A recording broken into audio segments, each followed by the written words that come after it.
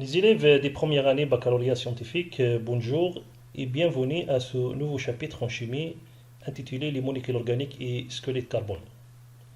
Donc, avant d'étudier le squelette carboné, donc, il faut d'abord définir c'est quoi une molécule organique en chimie. Donc, une molécule organique, c'est rien d'autre, c'est une molécule qui constitue essentiellement de l'atome de carbone. Il existe d'autres atomes dans cette molécule, tels que l'hydrogène, l'oxygène, le phosphore, l'azote, etc. Mais essentiellement, il doit contenir l'atome de carbone. Par exemple, si on prend la molécule de l'eau, H2O, cette molécule, ce n'est pas une molécule organique, puisqu'il ne contient pas de l'atome de carbone. Alors, une molécule organique dit aussi une molécule de carbone, puisque c'est l'atome principal qui doit être existé dans cette molécule. Donc, des molécules organiques, on peut la trouver dans la nature, donc c'est-à-dire d'origine naturelle, qu'on peut l'extraire à partir des organismes vivants, comme les animaux, les végétaux ou bien de leurs fossiles, et peut être aussi synthétisée au laboratoire. Donc, alors, ce sont des molécules produites par synthèse. Exemple, les matières plastiques sont des matériaux organiques, c'est-à-dire constitués des molécules organiques mais aussi, mais ces molécules organiques sont produites par synthèse. En revanche, la molécule de saccharose, par exemple, C12H22O11, c'est une molécule organique naturelle puisqu'il est extrait à partir des végétaux. On a dit qu'une molécule organique, c'est une molécule de carbone, c'est-à-dire le carbone, c'est l'atome principal qui doit être existé dans cette molécule. On a dit aussi qu'il y en a des autres atomes, comme l'hydrogène, l'oxygène, etc. Le cas particulier, c'est la molécule est constituée uniquement de carbone et d'hydrogène. On parle alors d'hydrocarbure. Donc c'est un hydrocarbure. Donc hydrocarbure constitué de deux mots, hydrogène, carbure, carbone. Voilà, donc comme l'atome de carbone c'est l'atome principal, donc la question c'est quoi la particularité de cet atome. Donc comme vous le savez, le carbone est tétravalent, c'est-à-dire il contient 4 atomes, 4 électrons par exemple libres dans sa couche externe. Alors il peut réaliser alors 4 liaisons. Donc on a plusieurs cas possibles. Le premier cas, c'est que le carbone peut réaliser 4 liaisons simples. Comme vous le voyez dans l'atome, la molécule ici, donc on a deux atomes de carbone. Donc chaque atome réalise 4 liaisons simples. Deuxième cas, le carbone il peut réaliser une liaison double et deux liaisons simples. Troisième cas, le carbone pour réaliser deux liaisons doubles, comme le cas par exemple de dioxyde de carbone. Et le dernier cas, c'est que le carbone fait une triple liaison et une liaison simple. Alors, maintenant, on va s'intéresser à, ce qu'on appelle la chaîne carbonée, c'est-à-dire comment l'atome de carbone est lié, donc comment l'atome de carbone pardon, est lié à des autres atomes de carbone et aussi à des autres atomes comme l'oxygène, l'hydrogène, etc. On parle alors de ce qu'on appelle de la chaîne carbonée ou bien le squelette carbone. Donc, premier paragraphe, chaîne carbone. Définition. Donc, on a dit que la chaîne carbonée ou bien le squelette carboné, c'est l'enchaînement des atomes de carbone. Par exemple, si on prend cette molécule de glucose, C6H12O6, vous voyez les boules en noir représentent le carbone, en rouge sont des atomes d'oxygène et les boules blanches sont des atomes d'hydrogène. Donc on a un certain enchaînement que vous voyez dans cette molécule, ce qu'on appelle le squelette carbone. On a dit que si la molécule constitue uniquement de carbone d'hydrogène, on parle alors d'hydrocarbure. Et dans le cas contraire, c'est-à-dire s'il existe des autres atomes, autres que carbone et hydrogène, par exemple l'oxygène dans cette molécule de glucose, alors dans ce cas on parle de ce qu'on appelle des groupes caractéristiques. À quoi ces groupes caractéristiques? C'est-à-dire que si la molécule organique est constituée d'atomes de carbone et d'hydrogène et des autres atomes, comme l'oxygène, l'azote, etc., alors dans ce cas, on dit que la molécule organique contient un groupe caractéristique. Alors c'est quoi des groupes caractéristiques? Je vais vous présenter ici dans ces deux tableaux quelques groupes caractéristiques. Ici, c'est le groupe OH, c'est un groupe caractéristique qui caractérise la famille des alcools. Et ce groupe caractérise des aldéhydes, et ainsi de suite. Les cétones, les acides carboxyliques, les esters, les amines, les amides. Donc vous voyez dans chaque groupe caractéristique, il y a des atomes autres que carbone et l'hydrogène. C'est l'oxygène ou bien l'azote, etc. Exemple, si on prend les molécules suivantes, maintenant on doit chercher quel le type de groupe caractéristique existe dans chaque molécule. Si on prend la première molécule, vous voyez que cette molécule, ce n'est pas un hydrocarbure, puisqu'il contient un atome autre que carbone et hydrogène, c'est l'atome d'oxygène. Donc, le groupe caractéristique, c'est le groupe OH qui existe dans cette molécule. Alors, si on la compare avec ce qu'on avait dans ces deux tableaux, alors ce groupe caractéristique, c'est le groupe OH, on a dit, qui caractérise des familles des alcools. Alors, on peut dire facilement alors que cette molécule, elle appartient aux familles des alcools. Deuxième molécule, le groupe caractéristique, c'est le groupe C de liaison avec OH. C'est le groupe qui caractérise les aldéhydes. Et ainsi de suite. Troisième molécule, c'est un cétone. Donc, quatrième molécule appartient aux familles des acides carboxyliques. Et la dernière molécule contient le groupement NH2. Il caractérise les amines. Donc, conclusion, si la molécule contient uniquement des carbones et d'hydrogène, on parle d'hydrocarbures. Et si la molécule contient des autres atomes, autres que carbone et d'hydrogène, alors on parle ici qu'il y en a des groupes caractéristiques dans cette molécule. C'est-à-dire forcément, cette molécule doit appartenir à l'une des familles que vous voyez dans ces tableaux. Donc il existe des autres familles, mais les principales familles que vous connaissez, donc c'est l'alcool, l'aldéhyde, les cétones, les acides carboxyliques, etc. Donc en gros, si la molécule organique contient des atomes autres que carbone et hydrogène, alors forcément cet atome contient un groupe caractéristique qui caractérise une famille organique. Voilà. Donc maintenant on passe à la deuxième paragraphe concernant la diversité des chaînes carbonées. Donc une chaîne carbonée, on a dit que c'est l'enchaînement des atomes de carbone dans cette chaîne. Donc, alors, une chaîne carbonée, on peut la classer sur différentes classifications. Donc, première classification, on peut la classer comme chaîne ouverte ou bien chaîne cyclique. Donc, si on prend par exemple l'exemple d'une chaîne carbonée constituée de 5 atomes de carbone, donc cette représentation représente une chaîne ouverte. L'inverse de cette chaîne, c'est une chaîne cyclique. Comme vous voyez ici, que les carbones forment ce qu'on appelle un cycle. Et ici, cette chaîne est ouverte des deux côtés. Aussi, on peut classer une chaîne carbonée comme chaîne linéaire ou chaîne ramifiée. Donc, une chaîne linéaire, c'est l'enchaînement de groupement CH2 et se termine par CH3 dans ces deux extrémités.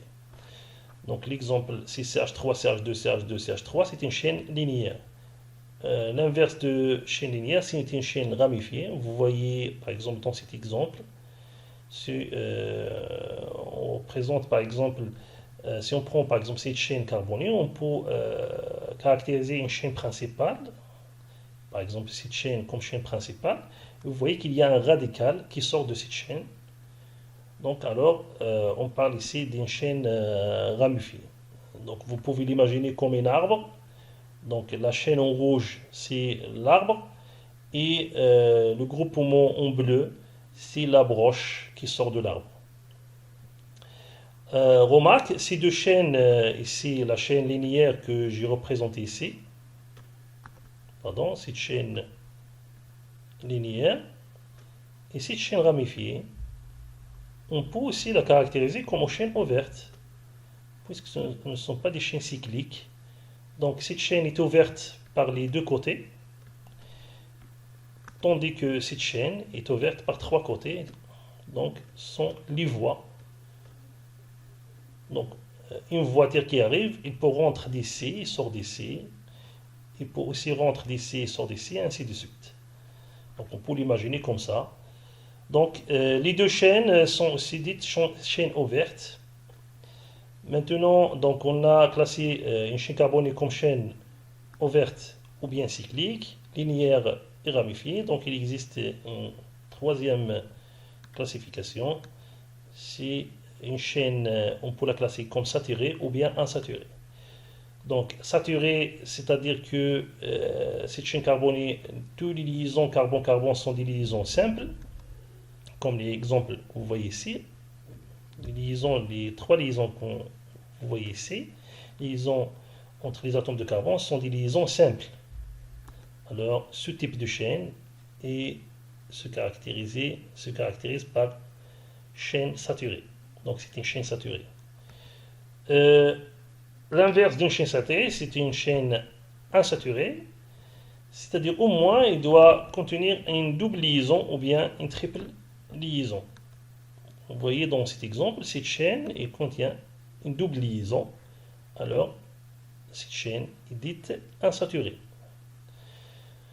Donc, ça, c'est la première compétence que vous devez avoir dans ce chapitre.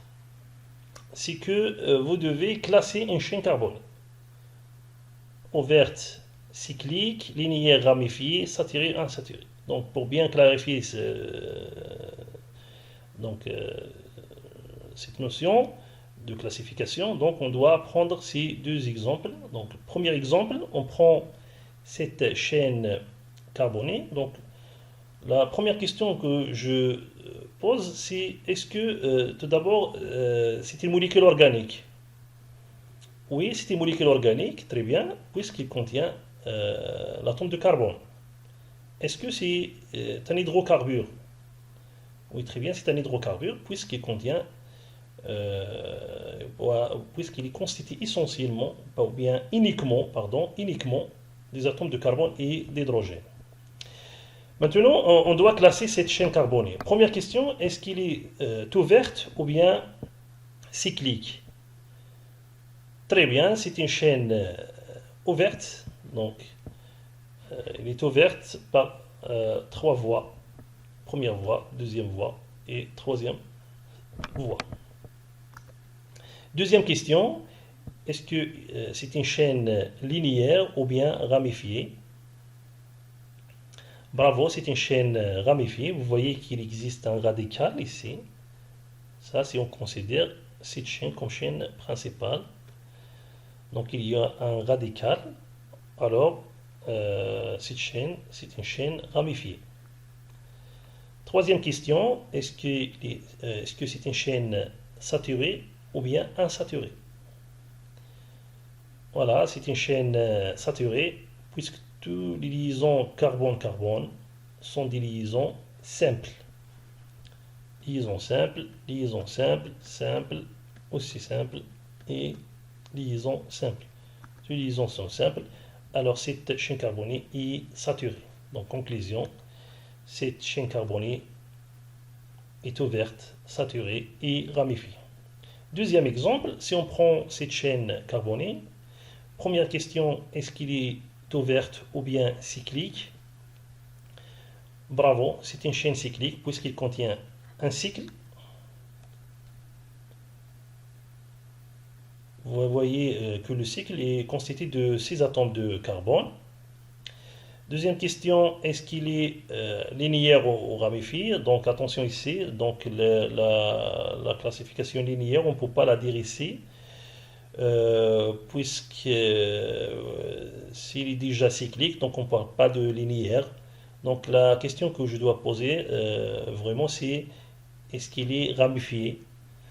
Oui, c'est une chaîne ramifiée. Si on considère par exemple le cycle comme chaîne principale, alors le radical c'est celui-là. Alors, c'est une chaîne aussi ramifiée. Donc, on a dit que c'est une chaîne cyclique qui contient un cycle. Et si on considère le cycle comme chaîne principale, alors qu'il y a un radical, donc c'est une chaîne aussi ramifiée. Troisième question, est-ce qu'il est saturé ou bien insaturé? Bravo, c'est une chaîne insaturée puisqu'il contient des doubles liaisons. Alors, conclusion, cette chaîne est cyclique, insaturée et ramifiée. Voilà. Deuxième paragraphe, c'est les critères des formules chimiques. Donc, une chaîne carbonée, on peut la représenter sous différentes formules. Première formule, c'est dite formule brute. Par exemple, si on prend l'exemple du glycose, C6H12O6, cette formule représente la formule brute. Cette formule nous renseigne seulement sur la nature des atomes qui existent dans cette molécule et le nombre de ces atomes. Donc la molécule de glucose, comme vous voyez, contient 6 atomes de carbone, 2 atomes d'hydrogène et 6 atomes d'oxygène. Cette formule ne donne pas, ne renseigne pas sur comment les atomes sont liés entre eux. Donc, deuxième critère, c'est ce qu'on appelle la formule développée. Vous voyez dans cette molécule, tous les liaisons sont développées. Donc, cette formule nous donne plus de renseignements par rapport à la formule brute. Nous donne le nombre des atomes, la nature des atomes et aussi comment les atomes sont liés entre eux. C'est-à-dire, on développe toutes les liaisons qui existent dans cette molécule. Vous voyez qu'il y en a plusieurs liaisons dites carbone-hydrogène, sont de nombre de 5. Liaison carbone-carbone, une seule liaison. Une liaison carbone-hydrogène, carbone-oxygène, une seule liaison. Et une liaison oxygène-hydrogène, une seule liaison. Voilà, ça représente ce qu'on appelle la formule développée. On a aussi une autre critère, c'est sous forme d'une formule dite semi-développée. Par exemple, si on prend cette formule, cette molécule a été représentée maintenant sous la forme d'une formule semi-développée. Donc, si on la compare avec la formule développée qu'on avait précédemment, vous voyez que dans une formule semi-développée, on développe toutes les liaisons sauf les liaisons hydrogène. Donc, les liaisons que vous voyez ici représentées en rouge ne sont pas représentées dans cette formule semi-développée. Vous voyez ici que ces 3 liaisons ont été remplacées ici par 3 atomes d'hydrogène et ainsi de suite. Ces 2 liaisons hydrogène sont représentées par H2 et cette liaison hydrogène est représentée par cet atome d'hydrogène. Donc, comme vous voyez, donc, dans une formule semi-développée, les liaisons hydrogène, on ne représente pas les liaisons hydrogène et on représente les autres liaisons. Comme vous voyez ici, la liaison par exemple carbone-carbone et la liaison carbone-oxygène, vous le voyez ici, donc a été représentée. Mais les liaisons hydrogène, on ne la représente pas. Voilà, ça c'est ce qu'on appelle la formule semi-développée. La quatrième représentation, c'est la représentation topologique. Donc, on représente l'enchaînement des atomes de carbone par une ligne brisée qui représente les liaisons simples entre les carbones. Chaque extrémité de segment comporte un atome de carbone et de temps d'atomes d'hydrogène pour respecter la règle de l'octet. Par exemple, si on prend cette chaîne carbonée, sa représentation topologique est la suivante. Et de même cette chaîne carbonée, sa représentation topologique est la suivante. Donc, qu'est-ce qu'on a réalisé? Donc, les liaisons que vous voyez ici, les liaisons sont représentées par des traits, ces traits-là, mais sont représentés par des traits brisés, ou bien dites en zigzag, comme ça. Et à chaque extrémité de chaque segment, on a un atome de carbone. Cette extrémité représente un atome de carbone, aussi cette extrémité un atome de carbone, etc. Voilà, ce carbone-là a été représenté par ce point. Le deuxième carbone a été représenté par ce point, et ainsi de suite.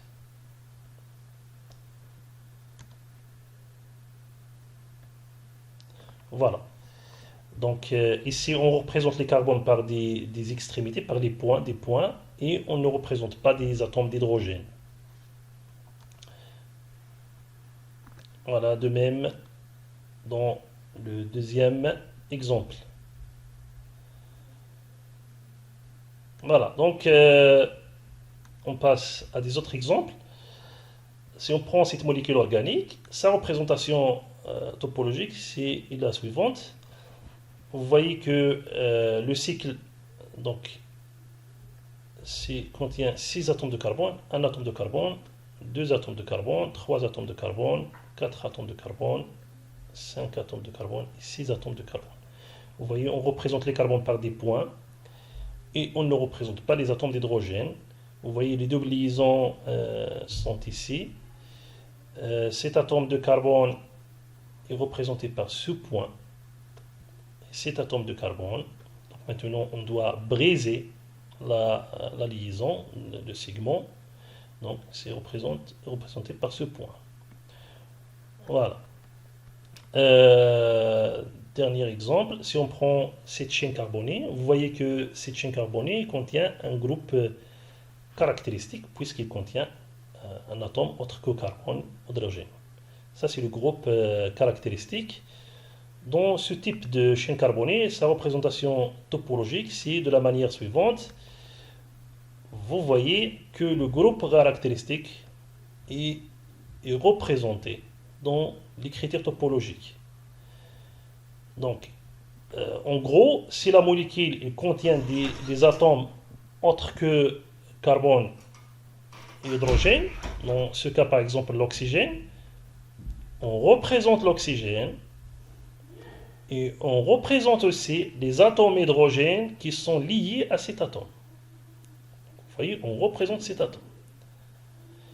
Donc, normalement, en général, dans une écriture topologique, on ne représente pas les atomes d'hydrogène.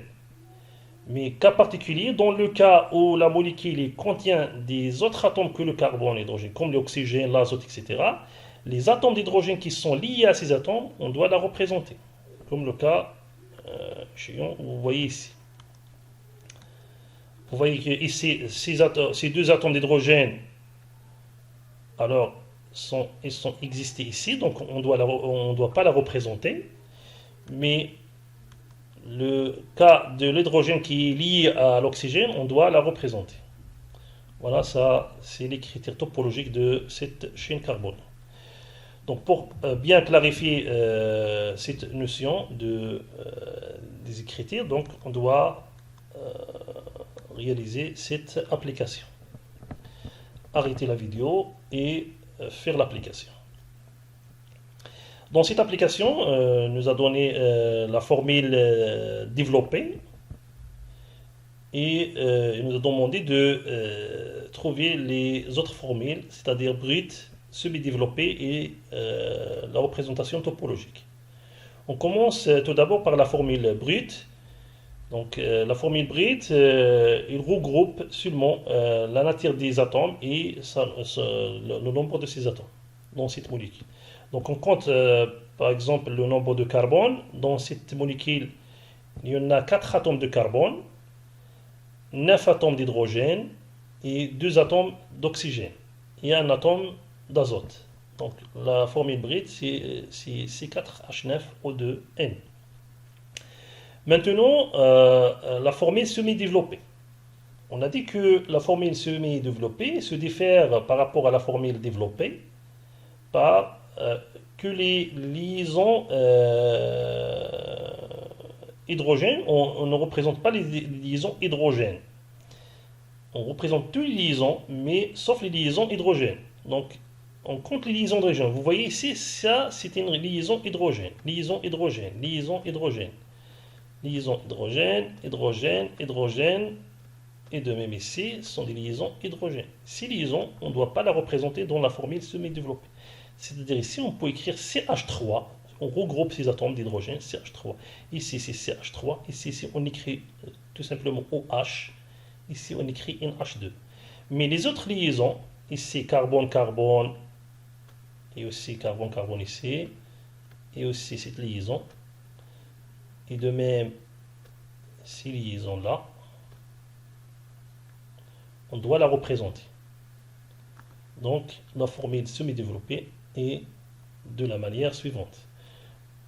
Voilà, vous voyez que on représente les autres liaisons, sauf les liaisons hydrogènes, que tous les atomes hydrogènes sont regroupés ici. Donc, dans cet atome de carbone, vous voyez qu'il y en a 3 liaisons hydrogènes, donc on doit la représenter par ces 3 liaisons hydrogènes, on doit la représenter par 3 atomes d'hydrogène, et ainsi de suite.